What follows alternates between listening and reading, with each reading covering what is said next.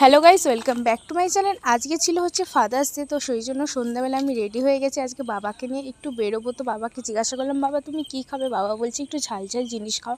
তো সেই জন্য আমি বাবাকে বললাম, তাহলে বলো না তুমি কী খাবে? বলছি তাহলে একটু রোল খাও।